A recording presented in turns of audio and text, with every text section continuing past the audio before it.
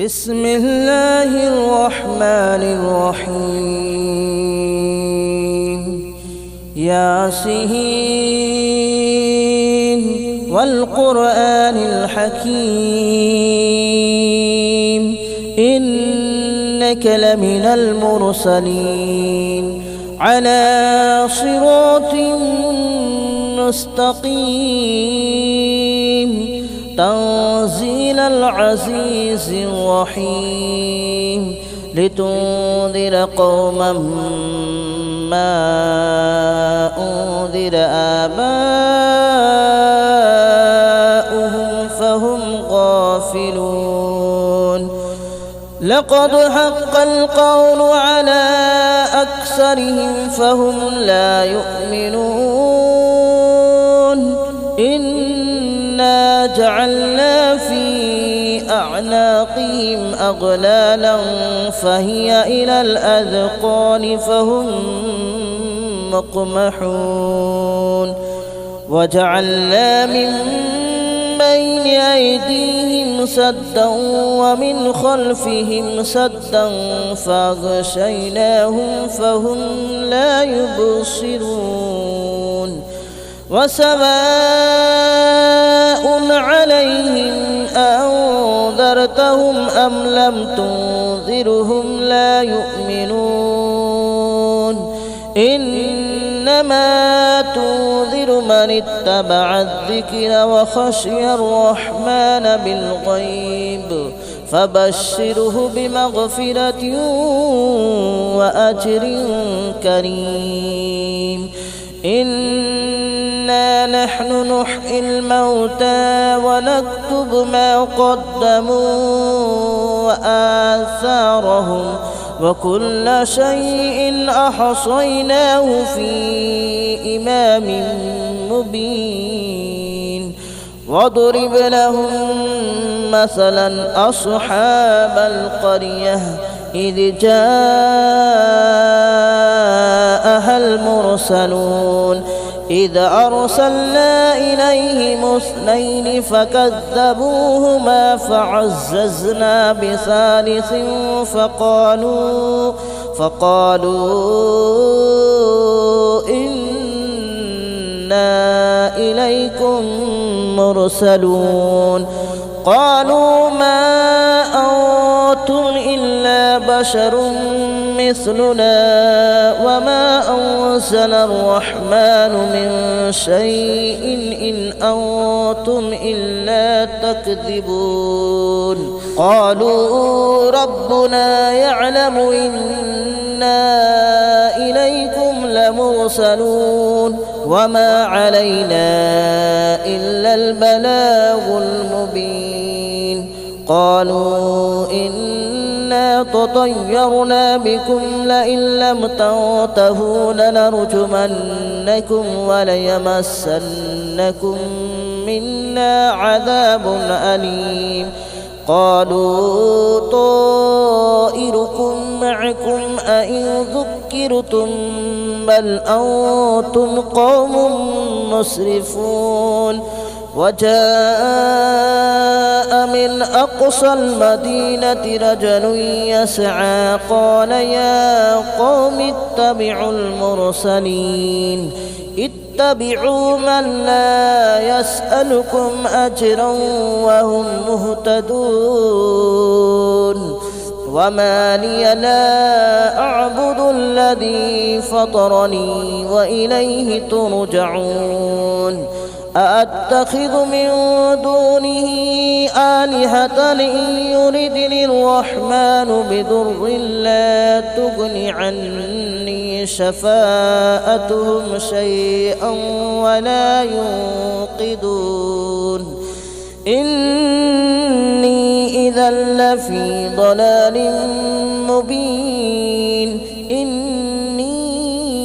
آمنت بربكم فاسمعون قيل ادخل الجنة قال يا ليت قومي يعلمون بما غفر لي ربي وجعلني من المكرمين وما أنزلنا على قومه من بعده من جود من السماء وما كنا منزلين إن كانت إلا صيحة واحدة فإذا هم خامدون يا حسرة على العباد ما يأتيهم من رسول إلا كانوا به يستهزئون ألم يروا كم أهلكنا قبلهم من القرون أنهم إليهم لا يرجعون وإن كل لما جميع لدينا محضرون وآية لهم الأرض الميتة أحييناها وأخرجنا منها حبا فمنه يأكلون وجعلنا فيها جنات من نخيل وأعناب وفجرنا فيها من العيون ليأكلوا من ثمره وما عملته أيديهم أفلا يشكرون سبحان الذي خلق الأزواج كلها مما تنبت الأرض ومن أنفسهم ومما لا يعلمون وآية لهم الليل نسلخ منه النهار فإذا هم مظلمون والشمس تجري لمستقر لها ذلك تقدير العزيز العليم والقمر قدرناه منازل حتى عاد كالعرجون القديم لا الشمس ينبغي لها أن تدرك القمر ولا الليل سابق النهار وكل في فلك يسبحون وآية لهم ألا حملنا ذريتهم في الفلك المشحون وخلقنا لهم من مثله ما يركبون وإن نشأ نغرقهم فلا صريخ لهم ولا هم ينقذون إلا رحمة منا ومتاعا إلى حين وإذا قيل لهم اتقوا ما بين أيديكم وما خلفكم لعلكم ترحمون وما تأتيهم من آية من آيات ربهم إلا كانوا عنها معرضين وإذا قيل لهم أنفقوا مما رزقكم الله قال الذين كفروا للذين آمنوا أنطعم من لو يشاء الله أطعمه إن أنتم إلا في ضلال مبين ويقولون متى هذا الوعد إن كنتم صادقين ما ينظرون إلا صيحة واحدة تأخذهم وهم يخصمون فلا يستطيعون توصية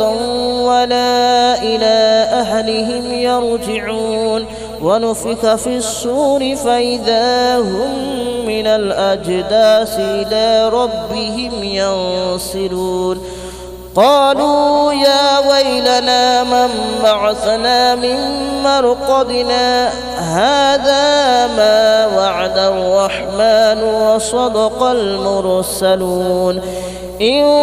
كانت إلا صيحة واحدة فإذا هم جميع لدينا محضرون فاليوم لا تظلم نفس شيئا ولا تجزون إلا ما كنتم تعملون إن أصحاب الجنة اليوم في شغل فاكهون هم وأزواجهم في ظلال على الأرائك متكئون لهم فيها فاكهة ولهم ما يدعون سلام قولا من رب رحيم وامتازوا اليوم أيها المجرمون ألم أعهد إليكم يا بني آدم ألا تعبدوا الشيطان ألم أعهد إليكم يا بني آدم ألا تعبدوا الشيطان إنه لكم عدو مبين وأن اعبدوني هذا صراط مستقيم ولقد أضل منكم جبلا كثيرا أفلم تكونوا تعقلون هذه جهنم التي كنتم توعدون اصلوها اليوم بما كنتم تكفرون اليوم نختم على أفواههم وتكلمنا أيديهم وتشهد أرجلهم بما كانوا يكسبون ولو نشاء لطمسنا على أعينهم فاستبقوا الصراط فأنى يبصرون ولو نشاء لمسخناهم على مكانتهم فما استطاعوا مضيا ولا يرجعون ومن نعمره ننكسه في الخلق أفلا يعقلون وما علمناه الشعر وما ينبغي له إن هو إلا ذكر وقرآن مبين لينذر من كان حيا ويحق القول على الكافرين أولم يروا أنا خلقنا لهم مما عملت أيدينا أنعاما فهم لها مالكون وذللناها لهم فمنها ركوبهم ومنها يأكلون ولهم فيها منافع ومشارب أفلا يشكرون واتخذوا من دون الله آلهة لعلهم ينصرون لا يستطيعون نصرهم وهم لهم جند محضرون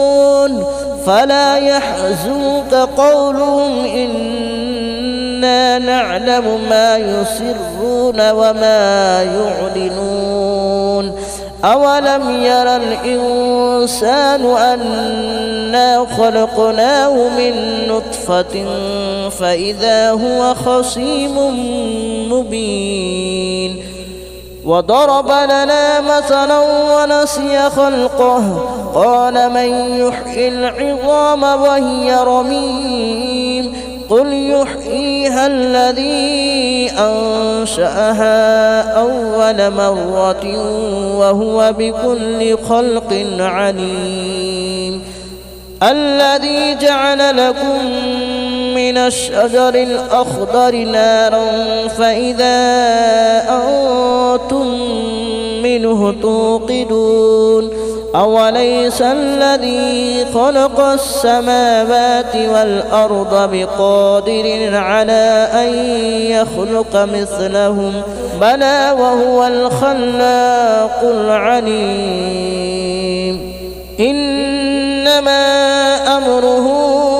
إذا أراد شيئا أن يقول له كن فيكون فسبحان الذي بيده ملكوت كل شيء وإليه ترجعون. بسم الله الرحمن الرحيم. الرحمن علم القرآن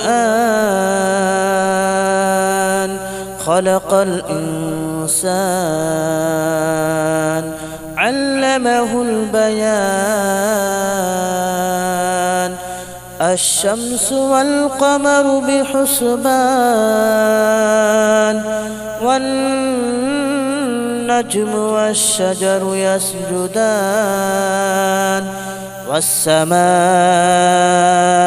رفعها ووضع الميزان ألا تطغوا في الميزان وأقيموا الوزن بالقسط ولا تخسروا الميزان. والأرض وضعها للأنام فيها فاكهة والنخل ذات الأكمام والحب ذو العصف والريحان. فبأي آلاء ربكما تكذبان. خلق الإنسان من صلصال كالفخار وخلق الجان من مارج من نار. فبأي آلاء ربكما تكذبان. رب المشرقين ورب المغربين. فبأي آلاء ربكما تكذبان. مرج البحرين يلتقيان بينهما برزخ لا يبغيان. فبأي آلاء ربكما تكذبان. يخرج منهما اللؤلؤ والمرجان. فبأي آلاء ربكما تكذبان. وله الجوار المنشآت في البحر كالأعلام. فبأي آلاء ربكما تكذبان. كل من عليها فان ويبقى وجه ربك ذو الجلال والإكرام. فبأي آلاء ربكما تكذبان. يسأله من في السماوات والأرض كل يوم هو في شأن. فبأي آلاء ربكما تكذبان. سنفرغ لكم أيها الثقلان. فبأي آلاء ربكما تكذبان. يا معشر الجن والإنس إن استطعتم أن تنفذوا من أقطار السماوات والأرض فانفذوا لا تنفذون إلا بسلطان. فبأي آلاء ربكما تكذبان. يرسل عليكما شواظ من نار ونحاس فلا تنتصران. فبأي آلاء ربكما تكذبان. فإذا انشقت السماء فكانت وردة كالدهان فبأي آلاء ربكما تكذبان فيومئذ لا يسأل عن ذنبه إنس ولا جان فبأي آلاء ربكما تكذبان يعرف المجرمون بسيماهم فيؤخذ بالنواصي والأقدام فبأي آلاء ربكما تكذبان هذه جهنم التي يكذب بها المجرمون يطوفون بينها وبين حميم آن فبأي آلاء ربكما تكذبان ولمن خاف مقام ربه جنتان فبأي آلاء ربكما تكذبان ذواتا أفنان فبأي آلاء ربكما تكذبان فيهما عينان تجريان فبأي آلاء ربكما تكذبان فيهما من كل فاكهة زوجان فبأي آلاء ربكما تكذبان متكئين على فرش مطائنها من استبرق وجنى الجنتين دان فبأي آلاء ربكما تكذبان فيهن قاصرات الطرف لم يطمثهن إنس قبلهم ولا جان فبأي آلاء ربكما تكذبان كأنهن الياقوت والمرجان فبأي آلاء ربكما تكذبان هل جزاء الإحسان إلا الإحسان فبأي آلاء ربكما تكذبان ومن دونهما جنتان فبأي آلاء ربكما تكذبان مدهامتان فبأي آلاء ربكما تكذبان فيهما عينان نضاختان فبأي آلاء ربكما تكذبان فيهما فاكهة ونخل ورمان فبأي آلاء ربكما تكذبان فيهن خيرات حسان فبأي آلاء ربكما تكذبان حور مقصورات في الخيام فبأي آلاء ربكما تكذبان لم يطمثهن إنس قبلهم ولا جان فبأي آلاء ربكما تكذبان متكئين على رفرف خضر وأبقري حسان فبأي آلاء ربكما تكذبان تبارك اسم ربك ذي الجلال والإكرام بسم الله الرحمن الرحيم إذا وقعت الواقعة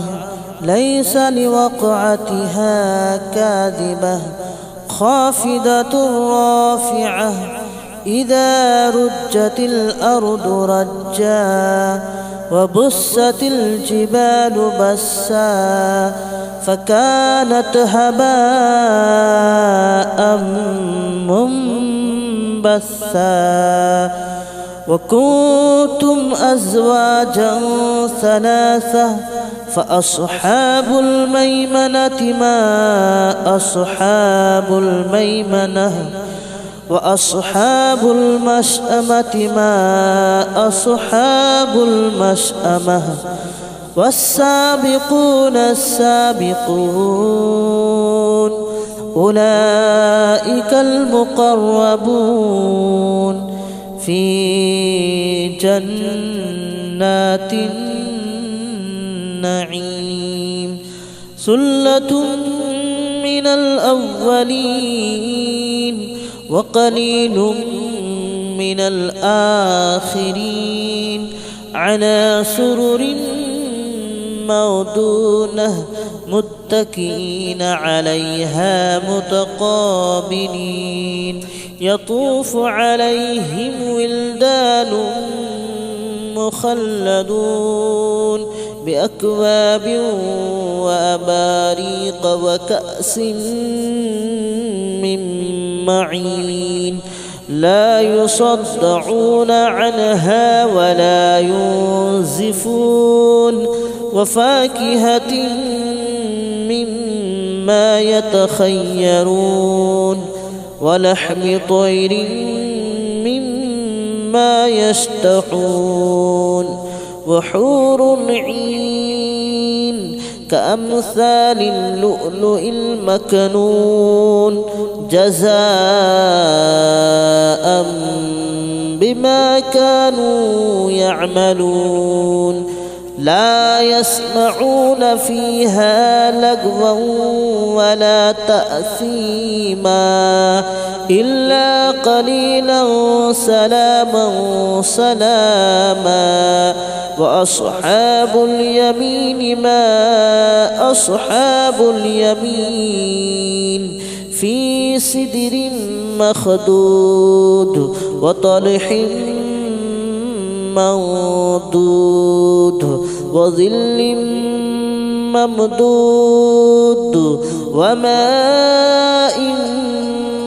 مسكوب وفاكهة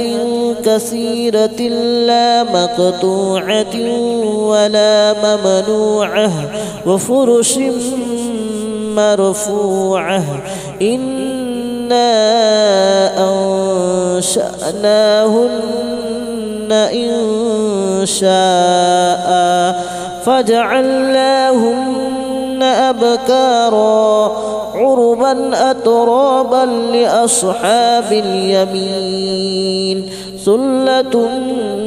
من الأولين وثلة من الآخرين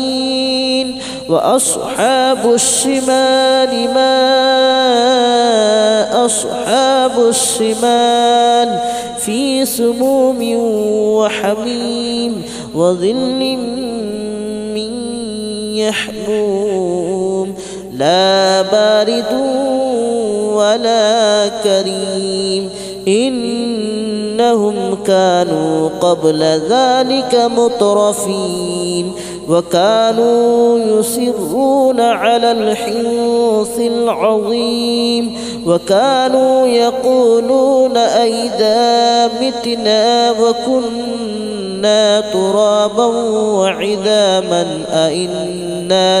لمبعوثون أو آباؤنا الأولون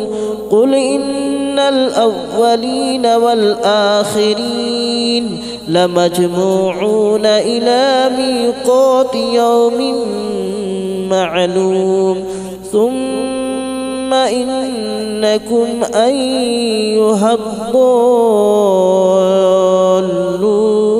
المكذبون لآكلون من شجر من زقوم فمالئون منها البطون فشاربون عليه من الحميم فشاربون شرب الحميم هذا نزلهم يوم الدين نحن خلقناكم فلولا تصدقون أفرأيتم ما تمنون أأنتم تخلقونه أم نحن الخالقون نحن قدرنا بينكم الموت وما نحن بمسبوقين على أن نبدل أمثالكم وننشئكم فيما لا تعلمون ولقد علمتم النشأة الأولى فلولا تذكرون أفرأيتم ما تحرثون أأنتم تزرعونه أم نحن الزارعون لو نشاء لجعلناه هطاما فظلتم تفكهون إنا لمغرمون بل نحن محرومون أفرأيتم الماء الذي تشربون أأنتم أنزلتموه من المزن أم نحن المنزلون لو نشاء جعلناه أجاجا فلولا تشكرون أفرأيتم النار التي تورون أأنتم أنشأتم شجرتها أم نحن المنشئون نحن جعلناها تذكرة ومتاعا للمتقين نحن جعلناها تذكرة ومتاعا للمقوين فسبح باسم ربك العظيم فلا أقسم بمواقع النجوم وإنه لقسم لو تعلمون عظيم إنه لقرآن كريم في كتاب مكنون لا يمسه إلا المطهرون تنزيل من رب العالمين أفبهذا الحديث أنتم مدهنون وتجعلون رزقكم أنكم تكذبون فلولا إذا بلغت الحلقوم وأنتم حينئذ تنظرون ونحن أقرب إليه منكم ولكن لا تبصرون فلولا إن كنتم غير مدينين ترجعونها إن كنتم صادقين فأما إن كان من المقربين فروح وريحان وجنة جنة نعيم وأما إن كان من أصحاب اليمين فسلام لك من أصحاب اليمين وأما إن كان من المكذبين الضالين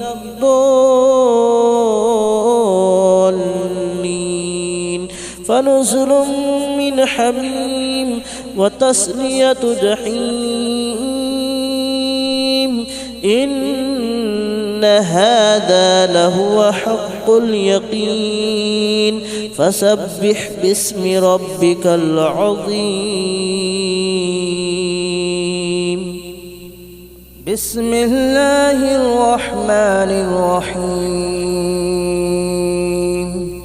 ياسين والقرآن الحكيم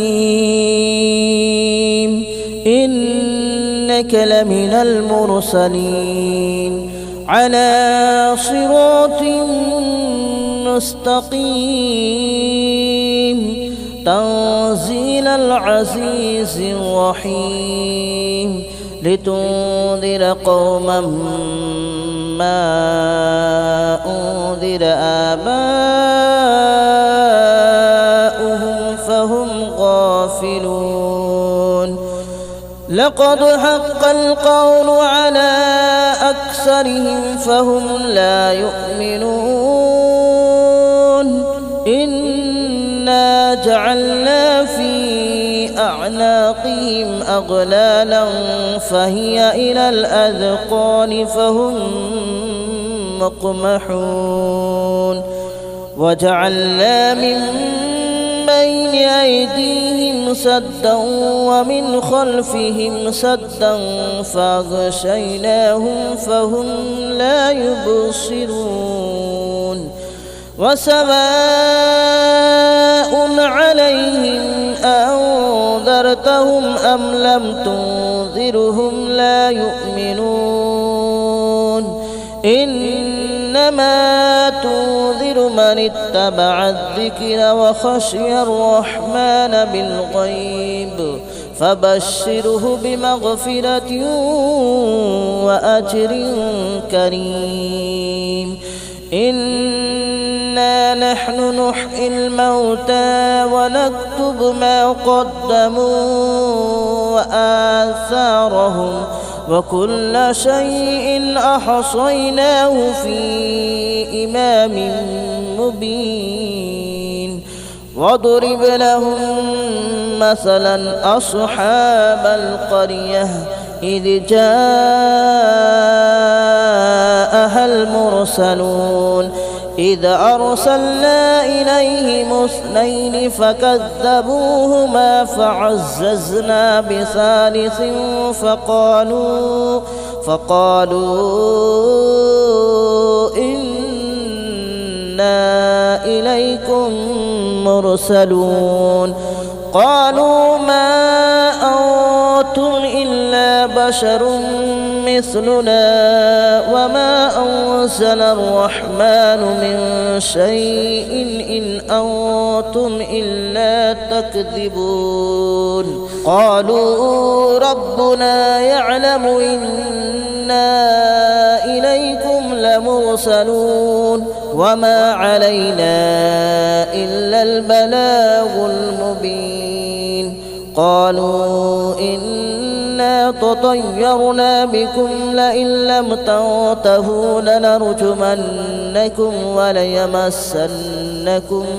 منا عذاب أليم قالوا طائركم معكم أئن ذكرتم بل أنتم قوم مسرفون وجاء من أقصى المدينة رجل يسعى قال يا قوم اتبعوا المرسلين اتبعوا من لا يسألكم أجرا وهم مهتدون وما لي لا أعبد الذي فطرني وإليه ترجعون أأتخذ من دونه آلهة إن يردني الرحمن بضر لا تغن عني شفاءتهم شيئا ولا ينقذون إني إذا لفي ضلال مبين إني آمنت بربكم فاسمعون قيل ادخل الجنة قال يا ليت قومي يعلمون بما غفر لي ربي وجعلني من المكرمين وما أنزلنا على قومه من بعده من جود من السماء وما كنا منزلين إن كانت إلا صيحة واحدة فإذا هم خامدون يا حسرة على العباد ما يأتيهم من رسول إلا كانوا به يستهزئون ألم يروا كم أهلكنا قبلهم من القرون أنهم إليهم لا يرجعون وإن كل لما جميع لدينا محضرون وآية لهم الأرض الميتة أحييناها وأخرجنا منها حبا فمنه يأكلون وجعلنا فيها جنات من نخيل وأعناب وفجرنا فيها من العيون ليأكلوا من ثمره وما عملته أيديهم أفلا يشكرون سبحان الذي خلق الأزواج كلها مما تنبت الأرض ومن أنفسهم ومما لا يعلمون وآية لهم الليل نسلخ منه النهار فإذا هم مظلمون والشمس تجري لمستقر لها ذلك تقدير العزيز العليم والقمر قدرناه منازل حتى عاد كالعرجون القديم لا الشمس ينبغي لها أن تدرك القمر ولا الليل سابق النهار وكل في فلك يسبحون وآية لهم ألا حملنا ذريتهم في الفلك المشحون وخلقنا لهم من مثله ما يركبون وإن نشأ نغرقهم فلا صريخ لهم ولا هم ينقذون إلا رحمة منا ومتاعا إلى حين وإذا قيل لهم اتقوا ما بين أيديكم وما خلفكم لعلكم ترحمون وما تأتيهم من آية من آيات ربهم إلا كانوا عنها معرضين وإذا قيل لهم أنفقوا مما رزقكم الله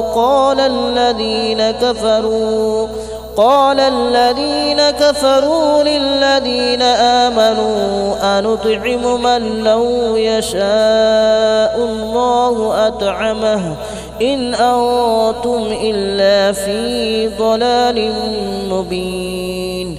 ويقولون متى هذا الوعد إن كنتم صادقين ما ينظرون إلا صيحة واحدة تأخذهم وهم يخصمون فلا يستطيعون توصية ولا إلى أهلهم يرجعون ونفخ في الصور فإذا هم من الأجداث إلى ربهم ينسلون قالوا يا ويلنا من بعثنا من مرقدنا هذا ما وعد الرحمن وصدق المرسلون إن كانت إلا صيحة واحدة فإذا هم جميع لدينا محضرون فاليوم لا تظلم نفس شيئا ولا تجزون إلا ما كنتم تعملون إن أصحاب الجنة اليوم في شغل فاكهون هم وأزواجهم في ظلال على الأرائك متكئون لهم فيها فاكهة ولهم ما يدعون سلام قولا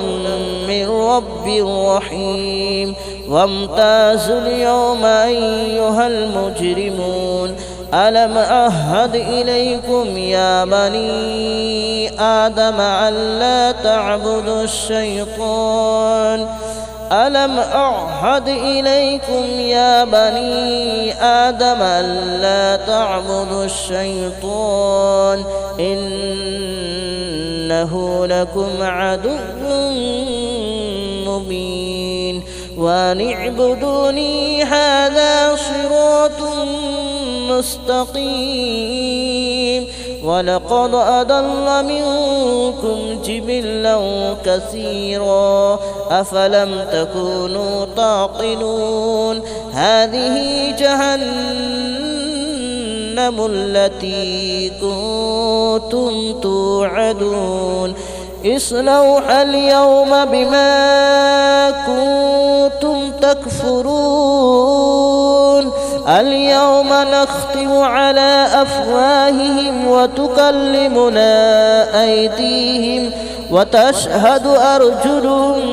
بما كانوا يكسبون ولو نشاء لطمسنا على أعينهم فاستبقوا الصراط فأنى يبصرون ولو نشاء لمسخناهم على مكانتهم فما استطاعوا مضيا ولا يرجعون ومن نعمره ننكسه في الخلق أفلا يعقلون وما علمناه الشعر وما ينبغي له إن هو إلا ذكر وقرآن مبين لينذر من كان حيا ويحق القول على الكافرين أولم يروا أنا خلقنا لهم مما عملت أيدينا أنعاما فهم لها مالكون وذللناها لهم فمنها ركوبهم ومنها يأكلون ولهم فيها منافع ومشارب أفلا يشكرون واتخذوا من دون الله آلهة لعلهم ينصرون لا يستطيعون نصرهم وهم لهم جند محضرون فلا يحزنك قولهم إنا نعلم ما يسرون وما يعلنون أولم ير الإنسان أنا خلقناه من نطفة فإذا هو خصيم مبين وضرب لنا مثلا ونسي خلقه قال من يحيي العظام وهي رميم قل يحييها الذي أنشأها أول مرة وهو بكل خلق عليم الذي جعل لكم من الشجر الأخضر نارا فإذا أنتم منه توقدون أوليس الذي خلق السماوات والأرض بقادر على أن يخلق مثلهم بلى وهو الخلاق العليم إنما أمره إذا أراد شيئا أن يقول له كن فيكون فسبحان الذي بيده ملكوت كل شيء وإليه ترجعون بسم الله الرحمن الرحيم الرحمن علم القرآن خلق الإنسان علمه البيان الشمس والقمر بحسبان والنجم والشجر يسجدان والسماء رفعها ووضع الميزان ألا تطغوا في الميزان وأقيموا الوزن بالقسط ولا تخسروا الميزان والأرض وضعها للأنام فيها فاكهة والنخل ذات الأكمام والحب ذو العصف والريحان فبأي آلاء ربكما تكذبان خلق الإنسان من صلصال كالفخار وخلق الجان من مارج من نار فبأي آلاء ربكما تكذبان رب المشرقين ورب المغربين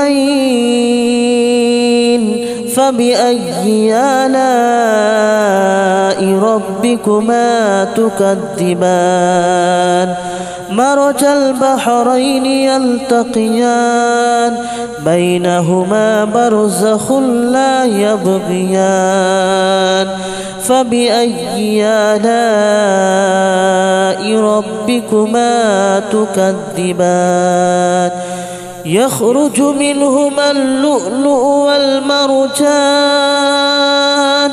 فبأي آلاء ربكما تكذبان وله الجوار المنشآت في البحر كالأعلام فبأي آلاء